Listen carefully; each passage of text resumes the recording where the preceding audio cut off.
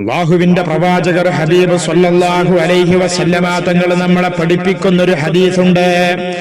ആ ഹദീസിന്റെ പേര് തന്നെ ഹദീസു സയ്യിദുൽ ഇസ്തിഗ്ഫാർ. ഹദീസു സയ്യിദുൽ ഇസ്തിഗ്ഫാർ.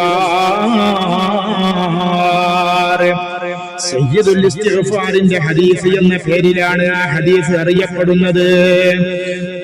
അല്ലാഹുവിന്റെ റസൂൽ സ്വല്ലല്ലാഹു അലൈഹി വസല്ലമ തങ്ങൾ നമുക്ക് സയ്യിദുൽ ഇസ്തിഗ്ഫാർ പറഞ്ഞു തരുകയാണ് അവിടുത്തെ ശറഫാക്കപ്പെട്ട നാവിലൂടെ.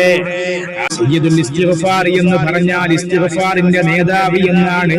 അഥവാ ഇസ്തിഗ്ഫാറിന്റെ ദിക്റുകളുടെ കൂട്ടത്തിൽ ഏറ്റവും ഹെഡായ നേതാവായ ദിക്ർ എന്നാണ് സയ്യിദുൽ ഇസ്തിഗ്ഫാറിന്റെ അർത്ഥം.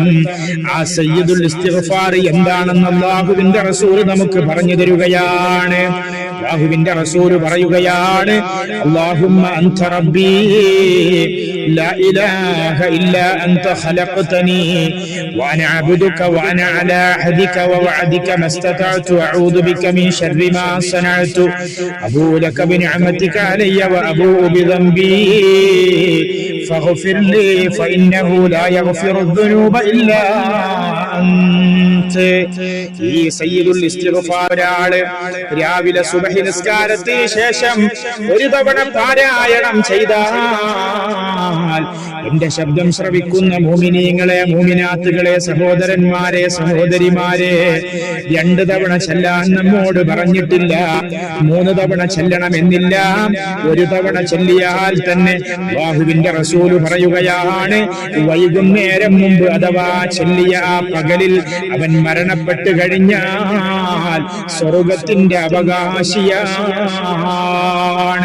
ഇതുപോലെ മഗ്രിബ് നിസ്കാരത്തിന് ശേഷം ഒരാൾ സയ്യിദുൽ ഇസ്തിഗ്ഫാറിനെ 1 തവണ പാരായണം ചെയ്താൽ, 1 തവണ ചൊല്ലിയാൽ ഒരിക്കലും തന്നെ അവൻ സ്വർഗത്തിന്റെ അവകാശിയായിട്ടല്ലാതെ മരിക്കുകയില്ല.